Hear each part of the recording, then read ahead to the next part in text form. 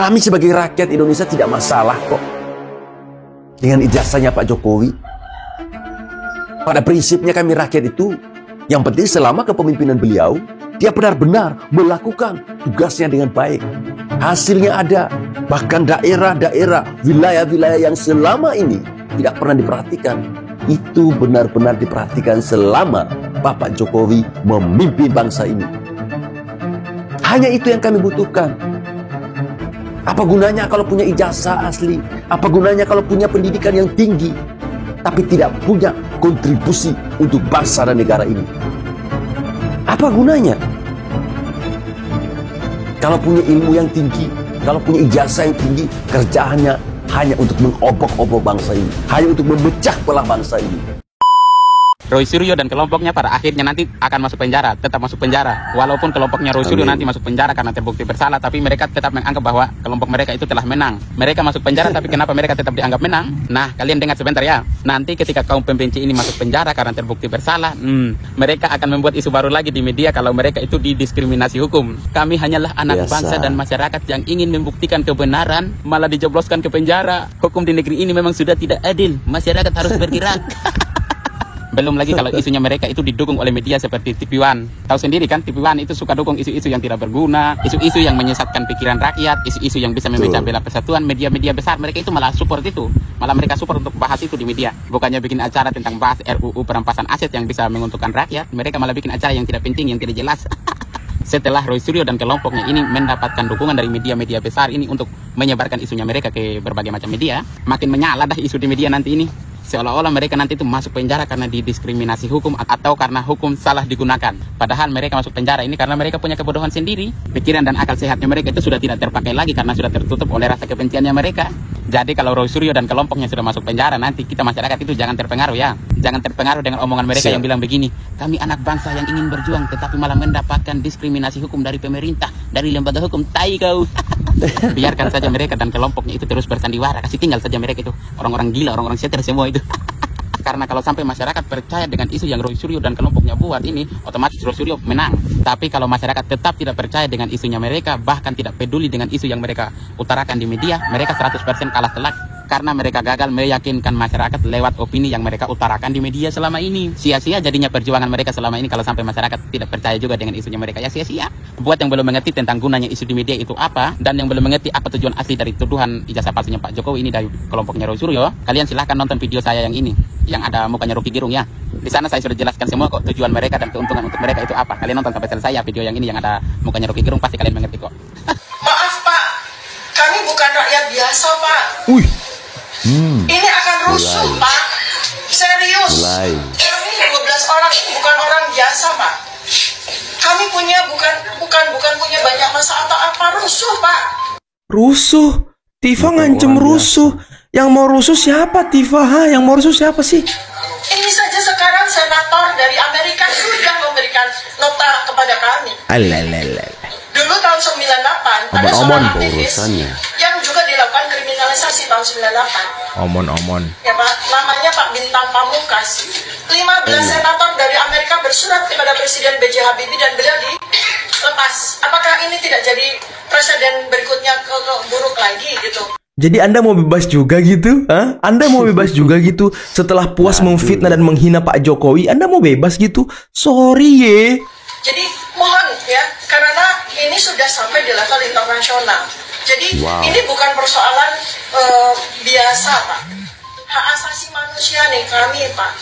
Jadi saya mau tekankan karena Komisi HAM kan langsung berhubungan dengan Presiden. Nangis saja lah. Mohon sampaikan kepada Presiden Prabowo Subianto. Kami bersama beliau, apabila beliau memang ingin menegakkan keadilan dan kebenaran serta hak asasi manusia pada rakyat seperti kami. Banyak kami tidak orang-orang ini. mundur selangkah pun Pak. Ya, jadi ijazah ini sudah selesai. Ijazah palsu Joko Widodo secara scientific base sudah selesai. Scientific. Dari kedua teman kami. Sabar, nanti di tengah video UGM membantah omon-omon kalian. Sabar. Nanti Pak, mau di penjara, mau di luar penjara, next yang akan kami bongkar ijazahnya Gibran Rakabuming Raka dengan kartu baik-baik. bahan-bahannya, dan nanti akan beruntun. Kami tidak peduli, ya, kami tidak peduli. Memang penjara bikin kami takut? Tidak. Tidak ada yang bisa memenjarakan pikiran, tidak ada yang bisa memenjarakan hati, tidak ada yang bisa memenjarakan jiwa. Sama seperti Bambang Tri, masa kami kalah berani sama Bambang Tri? Bambang Tri di penjara 6 tahun tidak jerah, dia lanjutkan lagi di penjara tidak apa-apa. Memangnya kami terus berhenti gitu? Enggak. Rekan-rekan kami dari seluruh dunia akan berteriak. Seluruh Akan dunia. menjadi murid-murid kami punya Buset. murid-murid akan melanjutkan apa yang kami. Saya juga mengikuti perkembangan tuh pada saat, kalau nggak salah, Suryo, Rismon, dan Tifa ya, menuju Komnas HAM untuk minta perlindungan tentang hak asasi manusia.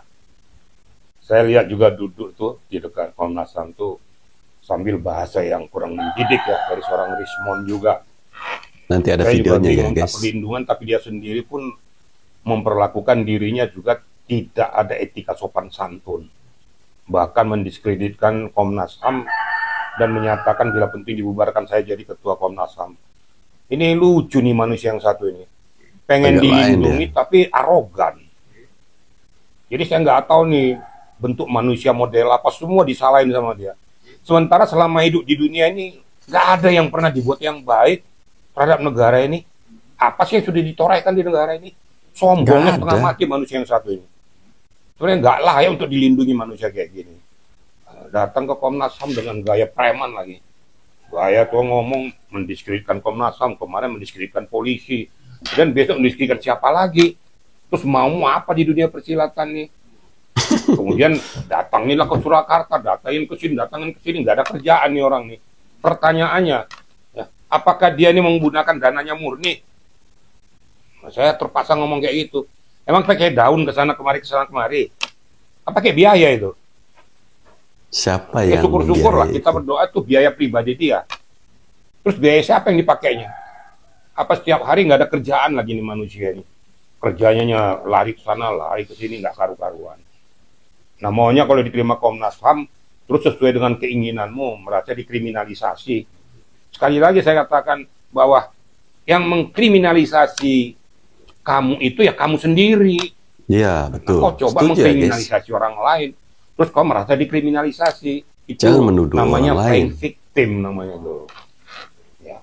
Saya udah mengikuti ini, aduh, amit-amit jabang baik. Kemudian kayak gaya preman lagi di iNews kemarin tuh. Berdiri nantang-nantang, sudahlah introspeksi diri kamu tuh. Nanti suatu ketika kamu sudah mendapatkan petaka yang kamu lakukan, kamu baru tahu rasa nanti. Terlalu sombong kamu, ngomong kok mentang-mentang ini sombongnya Sangat setengah sombong, mati jadi ya. geram lihat manusia ini. Ya. Yang bilanglah si Pak Tito Karnavian setan lah, ya. Yang dibilanglah jenderal setan lah. Kapus lapornya setan lah. Lah kamu siapa? Kamu setan juga kalau gitu. Saya jadi marah panas juga lihat dia manusia ini. Harusnya manusia gini nggak bisa dibiarkan lagi. Udah terlalu lost control, ya. Sudah nggak mempunyai etika. Orang berpendidikan tapi kok otaknya kok goblok kayak gini gitu loh. Blow on bego gitu loh. Saya terpaksa ngomong gitu. Karena Nggak mulutnya apa-apa. itu nggak bisa diatur Emang lagi bego. gitu loh. Sudah nggak ada etika, sudah nggak ada sopan santun, ngomong seenak jidat. Emang kok kira dunia ini milikmu apa? Nah, ini kira-kira Milik jadi moyangnya dia guys. datangnya ke Komnas HAM justru kontraproduktif. Kalau saya mengatakan Komnas HAM nggak usah terima itu manusia. Wong dia minta dilindungi tapi dia sendiri arogan di sana kok. Bahkan dia mau pengen jadi ketua Komnas HAM.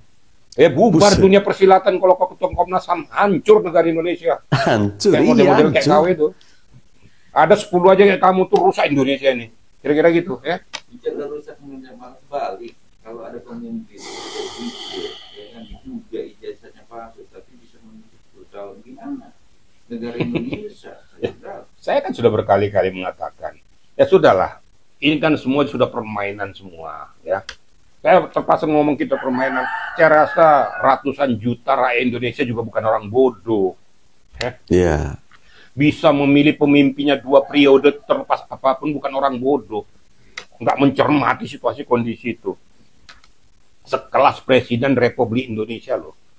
Sekali lagi saya katakan saya tidak membela siapa-siapa. Kita harus objektif berpikir. Ya. Bandingkan, saya udah pernah ngomong kan. Saya capek, sudah kenyang di daerah konflik. Ya. Waktu bunuh-bunuhan di Ambon sana, saya ada di sana. Ya. Bom meledak-ledak di perbatasan sana antar timur-timur dengan laut, saya ada di situ. Ya. Tapi dibandingkan dengan beliau ini, Presiden Republik Indonesia ke-7, itu saya bilang tadi sebutir pasir, saya nggak ada apa-apanya saya ini. Karena beliau udah skala nasional dan internasional untuk membangun bangsa Indonesia, itu sekelas presiden. Apalagi hanya sekelas saya, seorang Riki Sitohang nggak ada apa-apanya. Apalagi sekelas Rismon, gitu loh. Kaca diri itu Rismon tuh, jangan banyak ngomong kamu. Ya, akhirnya itu terpaksa ngomong kayak gini, karena terus aja. Pertama halus, mati atas, setengah kasar.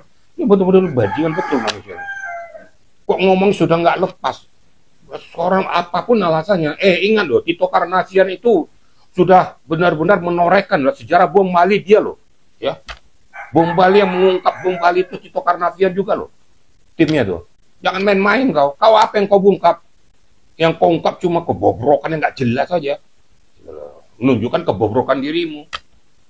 Jadi intinya Pak Jasa sebagai mantan Kapolres ini ada indikasi ketakutan dia sudah terbaca. Terserah sama dia mau takut, mau ciut, mau apa, mau mati rasa, mau apa, gue nggak mikir lagi sama manusianya. Itu bisa membaca nggak dengan? Saya sudah bisa membaca, tapi saya malas sudah untuk memposisikan diri. Ini siapa sih sebenarnya nih? Manusia yang benar, setengah benar, atau nggak benar, atau tanda kutip.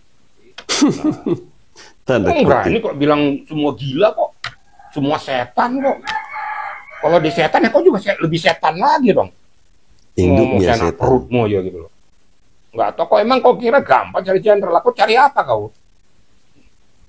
Dari mulai lahir kok ke dunia sampai sekarang ini, sudah apa yang kau buat untuk Indonesia ini? Hanya membidik porak-poranda ya, ngomong selangit terus. Itu kira-kira kenapa apa? Saya biasanya ngomong masih terukur, tapi kali ini melihat dia tuh gaya dan lagaknya tuh loh, sombong bener gitu loh. Itu kira-kira ya. Dengan kegagahan atau dengan spontanitas Pak Jasa membahas soal ijazah dan gemetar dengan statement perbedaan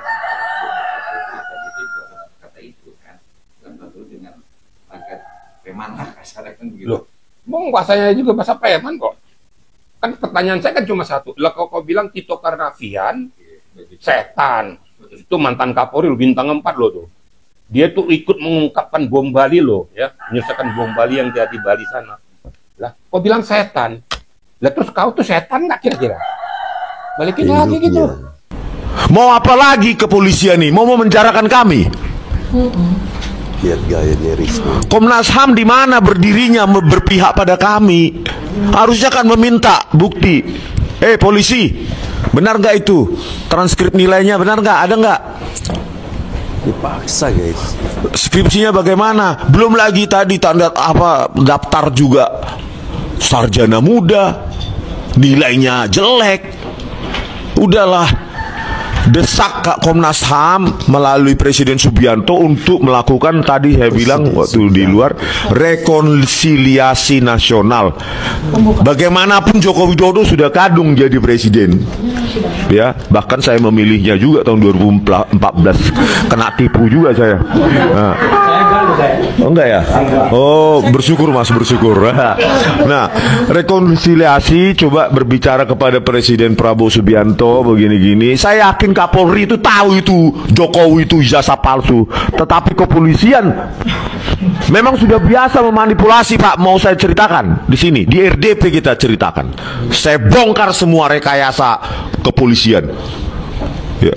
Semua ini kan mereka ini dibayar pajak. Kasihanlah rakyat kalau cuma menjadi korban manipulasi polisi dan Komnas HAM yang seharusnya mengawasinya dan diam. Kalau nggak berani mundur, biar saya menggantikan.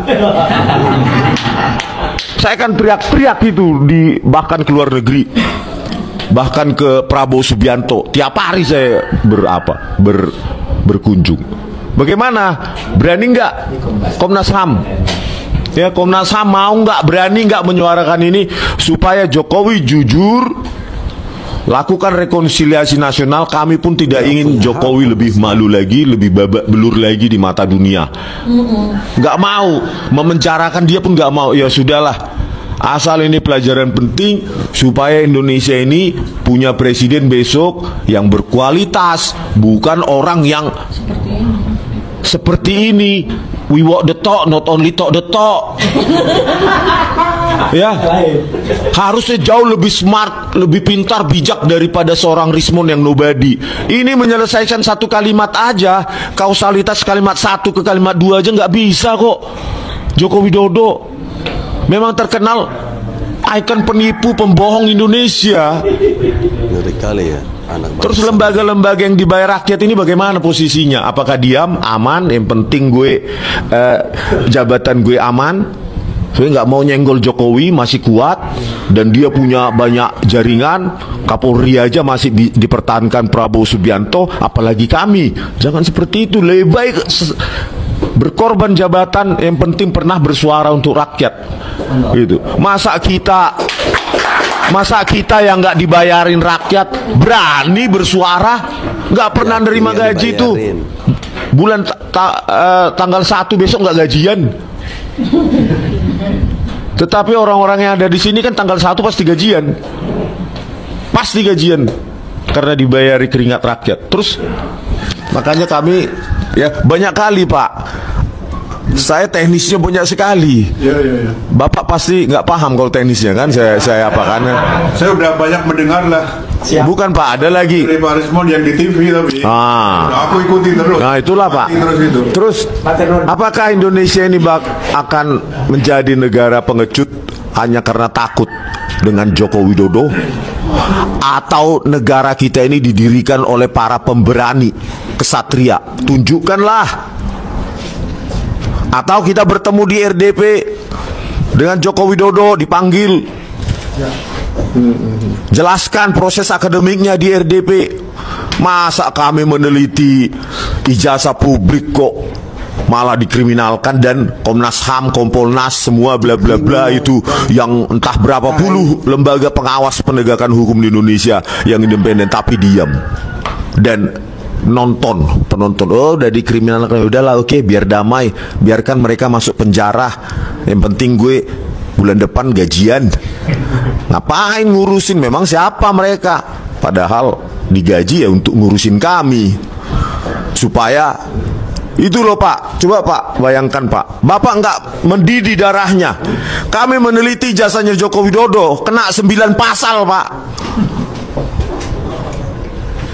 Kalau kumulatif itu bisa berapa puluh tahun kami. Kalau lembaga begini besarnya Komnas HAM diam, adalah kena ancaman 12 tahun, ada 8 tahun, ada 6 tahun, ada 4 tahun. Itu total berapa itu kalau kumulatif? 30 tahun. Hanya karena si Joko Widodo ini punya ijazah palsu kok kami yang mau dipenjarakan di Indonesia ini. Gitu. Kami akan laporkan ini ke lembaga HAM dunia kalau lembaga HAM Indonesia ini biar dicoret ini, negara ini memang tidak menghargai hak-hak asasi peneliti. Gitu loh. Sudah. Ya. Itu loh. Kok diam gitu loh. Bapak nggak tahu, coba baca itu pasal-pasal itu. Masa itu dipakai untuk kami dan lembaga-lembaga seperti ini diam? Super body kali polisi, nggak ada yang bisa speak up untuk mengkritik mereka kecuali Rismond, Roy Suryo dan Tifa. Kami nggak digaji negara itu. Yakin. 9 pasal Pak. Ini negara apa ini? Semua diterima adalah penghasutan. Ya Tuhan. Kalau Anda terhasut karena Anda ijazah palsu, gitu loh. Kalau enggak, pasti kami dipanggil baik-baik minum kopi. Ayo ketemu di Kuningan misalnya, di kafe ini loh Mon, ini Roy, ini Diva, oke ya. Udah jangan ribut. Kalau dia nggak terhasut, kalau ijazahnya asli, udahlah. Halo teman-teman, kembali lagi bersama saya di Freddy Kako Channel ya.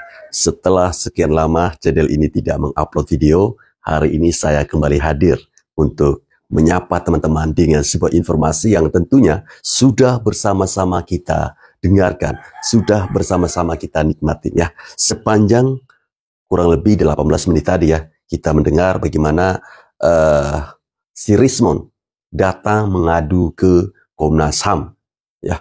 Orang ya kalau datang mengadu itu tuh sopan ya, sopan. Tapi si Rismond ini enggak.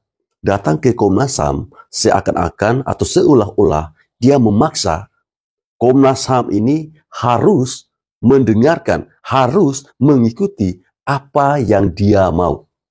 Ya, itu kan yang diimpikan oleh si Rismond, yang diimpikan oleh Roy Suryo, oleh si Tifa selama ini kan.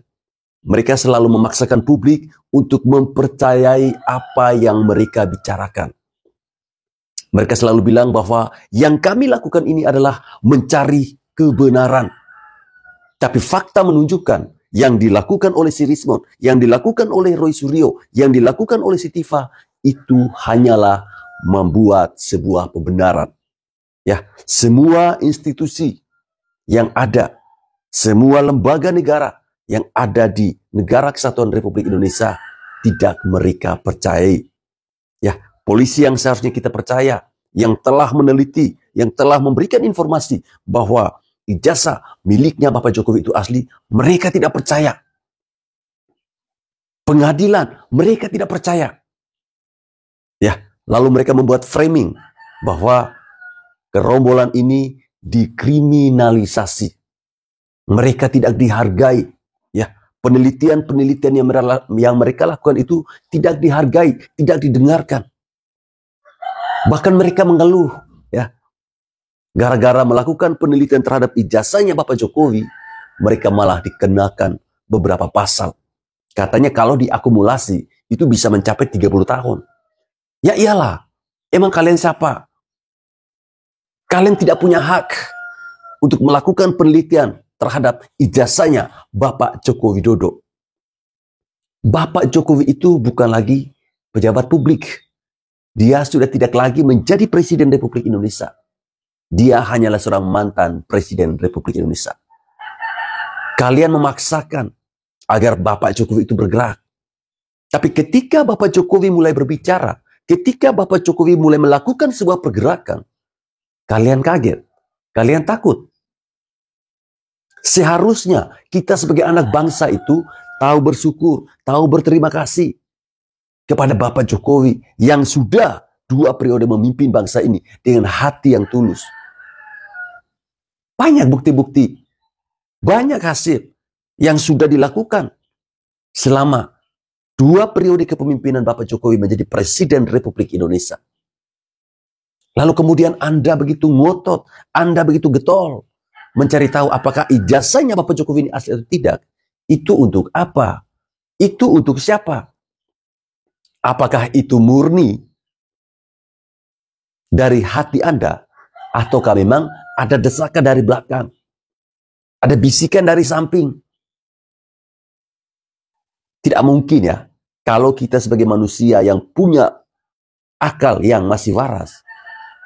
Untuk apa sih mondar-mandir ke sana pakai uang pribadi? Bahkan sampai berbulan-bulan loh, bukan 1-2 hari atau 1 minggu, tapi berbulan-bulan. Dari mana uangnya? Dari mana dananya? Apa iya benar hal atau apa yang mereka lakukan selama ini pakai uang pribadi? Kayaknya nggak mungkin deh. Ya, ketika si Rismond CS sudah tidak lagi mempercayai lembaga negara, mereka datang mengadu ke Komnas HAM. Ini yang menurut saya sangat konyol, teman-teman. Datang ke Komnas HAM bukannya bersikap baik-baik, tetapi malah mengajari Komnas HAM. Sampai-sampai dia bilang, kalau nggak berani biarkan saya yang menjadi kepalanya Komnas HAM. Biar saya marah-marah mereka. Biar tiap hari saya datangin Presiden Prabowo Subianto. Jangan sok mengajarin orang. Emang kamu siapa sih? Dan yang lucunya lagi ketika si Tifa bilang apa? Kami ini bukan orang biasa. Wow, luar biasa teman-teman. Mereka ya menstempel diri mereka itu bukan sebagai orang biasa. Jadi mereka orang apa ya? Pernyataan Tifa itu ya dibaluti dengan sebuah ancaman. Kami bukan orang biasa. Jadi kalau kami tidak didengarkan, maka jangan salahkan kami. Ya, seolah-olah seperti itu. Ya, kamu berani bilang bahwa kamu bukan orang biasa. Karena ada yang membackingi kamu.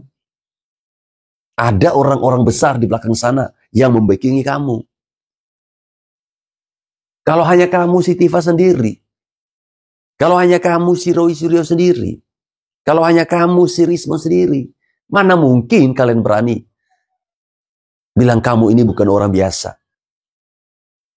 Tapi menurut saya ada benarnya juga ya teman-teman, bahwa mereka ini bukan orang biasa. Tapi mereka ini adalah orang-orang gila. Iya, orang-orang gila. Yang tiap hari kerjaannya hanya ngurusin ijazahnya orang. Dan manfaatnya itu tidak ada sama sekali. Mereka melakukan mengatasnamakan rakyat. Rakyat yang mana yang kalian bawa-bawakan? Paling kamu saja. Kamu bawa-bawa nama rakyat. Nggak tahu diri banget sih. Nggak tahu malu banget sih. Kami sebagai rakyat Indonesia tidak masalah kok dengan ijazahnya Pak Jokowi. Pada prinsipnya kami rakyat itu, yang penting selama kepemimpinan beliau, dia benar-benar melakukan tugasnya dengan baik. Hasilnya ada. Bahkan daerah-daerah, wilayah-wilayah yang selama ini tidak pernah diperhatikan, itu benar-benar diperhatikan selama Bapak Jokowi memimpin bangsa ini. Hanya itu yang kami butuhkan. Apa gunanya kalau punya ijazah asli? Apa gunanya kalau punya pendidikan yang tinggi, tapi tidak punya kontribusi untuk bangsa dan negara ini? Apa gunanya? Kalau punya ilmu yang tinggi, kalau punya ijazah yang tinggi, kerjaannya hanya untuk mengobok-obok bangsa ini. Hanya untuk memecah belah bangsa ini. Sangat tidak masuk akal apa yang kalian lakukan ini. Sangat-sangat tidak masuk akal. Ya. Apalagi TV-TV yang sampai saat ini masih menghadirkan orang-orang ini. Yang masih membahas topik tentang ini. Emang gak ada topik lain kalian ini?